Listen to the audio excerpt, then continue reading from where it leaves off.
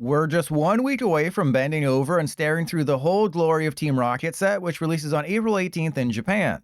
It will then make up the majority of our Destined Rivals set, which comes to Pokemon TCG Live on May 29th. Ahead of all that, we gotta look at several new Team Rockets cards this week, plus a new single prize stage 1 that I have high hopes will hunt down all those Mega Pokemon arriving later this year. As a quick reminder, Team Rocket's Mewtwo EX with Spidops is shaping up to be the big new deck. Mewtwo has 280 hit points and can deal up to 280 damage thanks to Spidops' ability attaching energy from the discard pile. The recently revealed Wobbuffet helps heal Mewtwo, and the new Mimikyu might be absolutely busted, potentially able to copy and attach from their active for a Team Rocket's energy. That energy is awesome, providing 2 in any combination of Psychic and Darkness to a Team Rocket's Pokemon. Add in some busted supporters like Ariana Grande and Giovanni, and Mewtwo keeps getting better and better with each passing day. Well, thanks to Articuno, it gets even betterer. When Articuno's in play, all of your basic Team Rocket's Pokemon are immune to effects of attacks. While this doesn't stop damage, it does mean things like Dragapult, Pings, and Roy Moon EX's one-hit KO move and status effects are prevented. Since I know this will be asked, no, it doesn't stop Badoo from item locking. The effect of Itchy Pollen is on you, not your Pokemon. Like my new yoga instructor girlfriend, Articuno makes Mewtwo even more flexible. And since Mewtwo needs a bunch of Team Rocket's Pokemon in play to attack, Articuno is another great one-of alongside Wobbuffet and potentially Mimikyu. But how are you going to get all those Pokemon into your hand? Well, there's 2 very simple ways. Team Rocket's Great Ball is literally just capturing Aroma, getting you either a basic or evolution Team Rocket's Pokemon depending on a coin flip. Oh, I'm sorry, you want more? Okay, how about freaking Bridget on steroids with Professor Proton, who gets 3 basic Team Rocket's Pokemon from deck and puts them into your hand? What's that? Still not good enough? Okay, jerk, what if you could play this stupid thing on turn 1 going first? Well, you can do that! And don't forget that we're getting Team Rocket's Receiver, so you can add 4 receivers to your deck, just 1 copy of Proton, and easily find it unless BDCGL hates you. Another Team Rocket supporter you might want one of in your deck, but probably not, is Peter Petrelli. It just gets any trainer card from your deck. This is less useful than Proton unless you're running Grand Tree, where it becomes better than Colress's Thicacity since it can be found with the receiver. Even after all this, I'm still not 100% sold on Team Rocket's Mewtwo being Tier 1 or Tier 2. But things like Proton and Great Ball are pushing it closer to the edge. So, you know how we lost Radiant Sneasler to rotation and it seemed like Petra Donk would be a thing of the past? Except it isn't, and going second and only putting a single weak Pokemon in play is always a risk? Well, it's about to get even riskier. When you play Team Rocket's Venture Bomb, which is an item, you flip a coin. If heads, put 2 damage counters on one of your opponent's Pokemon. If tails, put 2 damage counters on your active. The self-damage might seem like a problem until you remember that Monkey Dory exists. This feels crazy to say, but if they start a lone Squawkabilly EX between the Bomb, Pecharunt, and Perilous Jungle, it is possible to donk them. It'll happen 1 in 10,000 games, but the fact that it could happen is crazy. Someone who wants to use Venture Bomb is Crobat EX. Right now, though, I don't quite see it. When you evolve into Golbat from hand, you can put 2 damage counters on one of your opponent's Pokemon. Then when you evolve into Crobat from hand, you can put 2 damage counters on 2 of your opponent's Pokemon. This will be really strong in a de-evolution deck, but I'm not sold that Crobat is actually good. Its attack only does 120 damage for a Team Rocket's energy, though you can put it back into your hand, allowing you to evolve and spread more counters. Except when you do that, the Team Rocket's energy is discarded. If we get a way to recycle those energy, then I'll revisit my stance. Otherwise, it seems like a lot of work to not quite do enough. What could help is Team Rocket Sneasel. For a Team Rocket's energy, it does 20 damage to one of their bench Pokemon for each damage counter on it. Add in some good Bomb Flips or Monkey Dory, now you're sniping lots of things on the bench. Except Shaman arrives the same day as Sneasel, so you'll have to deal with that first. Now, you all know how much I enjoy spreading damage counters like their cheeks, but I've been screwed over so many times in the past that I'm choosing to remain hesitant here. However, if you believe, post in the comments to try and convince me. If you don't believe and think Iron Valiant is just this but better, post that too. Look, I get it, discarding your opponent's active might seem like a good thing, and I'm sure there's a really annoying deck that will like Team Rocket's Moltres EX. But do you know what's better than discarding your opponent's active? Knocking it out. If I'm spending 4 energy and discarding a Team Rocket's energy in the process, I want to do a little more than just discard their active. Like, that's not good against Raging Bolt. Dragapult will only be slightly inconvenienced, and Golden Go doesn't really care. I could see a combo with Toedscruel since it stops things like Night Stretcher, but a 4 energy attack cost on Moltres is way too much. The other legendary bird we're getting is Zapdos. The second attack exists, dealing 120 damage if a Team Rocket's energy is attached. For the first attack, I could see something with Handheld Fan and Crushing Hammer where you control their energy. Except if they know what they're doing, they just won't bench anybody weak, and your entire strategy is thrown out the window like my clothes after my current girlfriend learned that the only thing I split when I try to do the splits is my pants. The last of the Team Rockets cards revealed this week is Coughing and Wheezing.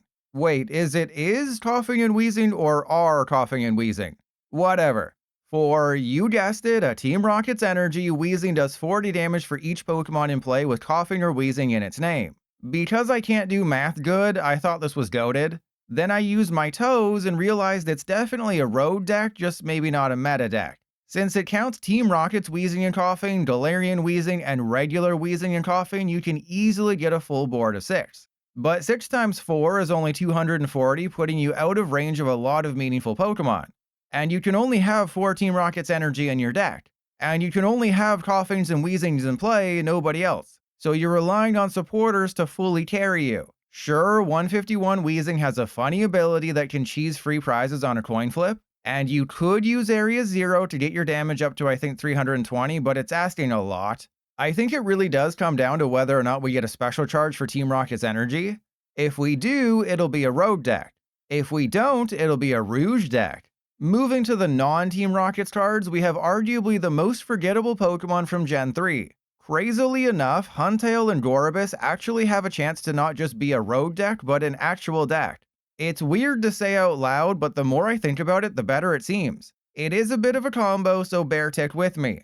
As a reminder, both Huntail and Gorebyss evolved from Clamperl, which is an immediate red flag, like when my now ex-girlfriend started putting crystals everywhere. So not prizing any Clamperl will be key, meaning you might have to run redeemable ticket. Anyways, Huntail's ability is great. Whenever one of your water Pokemon is knocked out by damage from an attack, you can take all the water energy attached to that Pokemon and put it into your hand. On its own, Huntail is kinda useless. Yeah, Baxcalibur could get some use out of it, though energy retrievals are probably better. This is where Gorebyss comes in. It does 30 damage times the number of water energy attached to it. But before doing damage, you can attach any number of water energy from hand directly to it. Am I wrong, or is that not insane? Since Huntail's ability activates after your opponent attacks, that means you're Iono proof. It also means you can't run Iono. The Dunsparce is the most obvious partner, as the Land Snake offers up continuous card draw. On the supporter side, Amaris probably won't make it into the deck. I just wanted to show it as an example of the type of supporter you want. Shuffle draw is the devil, so anything that reliably draws you cards is best. Amaris could be Hassel, or Explorer's Guidance, or Drayton, or Morty's Conviction, or a variety of other supporters that simply draw you cards. Like when my dog thought he could make friends with that porcupine, I think the main issue will be recovery. Earthen Vessel and Letter of Encouragement can get energy out of the deck, so that's not a problem. It's looping Clamperl and Gorebyss. Max Rod seems like a strong ace spec here. Same with Lana's Aid and Super Rod and Night Stretcher. Now, obviously Dragapult will be a nightmare, but that's the case with almost every single prize deck. And it's not like Dragapult's an auto loss. Get 11 energy on a Gorebyss, that's 330 damage, one-shotting Dragapult and Charizard. And when Mega Pokemon come out later this year, Gorebyss can deal with them too. Ultimately, this really seems like Swim Freely 2.0, except maybe a lot better. The energy goes back to your hand, doesn't need Baxcalibur, and can take huge KOs for seemingly not a crazy amount of effort. Add in Shaman to protect your bench, and I think this has a chance to be more than a road deck. Because the word rock appears in Rocket, the Pokemon Company decided to chuck in random into the glory of Team Rocket. Except instead of being it's more like Reggie Rocky X's first attack powers itself up. Cool. Then for 4 energy, it only does 140 damage. But if your opponent's active is a stage 2, it only does 280 damage. Because of resistance, you're not even one-shotting Pidgeotty X. Yeah, it's kinda pathetic. If you want to play a Reggie that one-shot stage 2s for 4 energy, play Regigigas from Prismatic Evolutions. The best stage 2s right now are Terras, and Regigigas does 330 damage to them. Plus, Regirock can't even use Heavy Baton. Yeah, this card's not going to be doing much in Standard unless we get a super powerful stage 2 Mega who's weak to fighting. And even then, there's better options. Lastly, a new Annihilate. If it has at least 2 damage counters on it, Annihilape's attacks do 120 extra damage. It just so happens that we have a card coming in the Glory of Team Rocket that can put 2 damage counters on it. And if your coin flip luck sucks, you can always run Calamitous Snowy Mountain to damage your Annihilape. So Impact Blow can easily deal 280 damage for 2 fighting. Except it requires 2 fighting, which isn't easy these days, so you're more likely to run Reversal Energy and maybe Dust Noir to go behind on prizes. While this does create a funny scenario where you can Crisis Punch for 400 damage, you'll probably just go the Dust Noir route or the Relicanth route. For a single fighting energy, Annihilape can deal 190 damage copying Primeape thanks to its ability. And when you can, Impact Blow will do 280. There's absolutely a road deck in here. This also creates a scenario where you can put 4 different Annihilape into a deck and cover your bases like you just hit a home run. Ironically, the EX is probably the worst of the bunch, whereas the others can do things like KO both actives or deal up to 350 damage for a single energy. So if you ever dreamed of making a wacky Annihilape deck, you only have to wait until May 29th. As a reminder, next week is when we'll learn all about the glory of Team Rocket. There's nearly 100 cards and I'll do my best to cover all of them, so make sure you're subscribed. Once that happens, we'll have a Pokemon crystal clear idea of all 182 cards in Destined Rivals, which will be a combination of Japan's Team Rocket and Heatwave Arena sets plus the Marnie and Steven decks. For now, tell me in the comments how much cooler Gold and Silver would have been if Team Rocket actually used the legendary birds.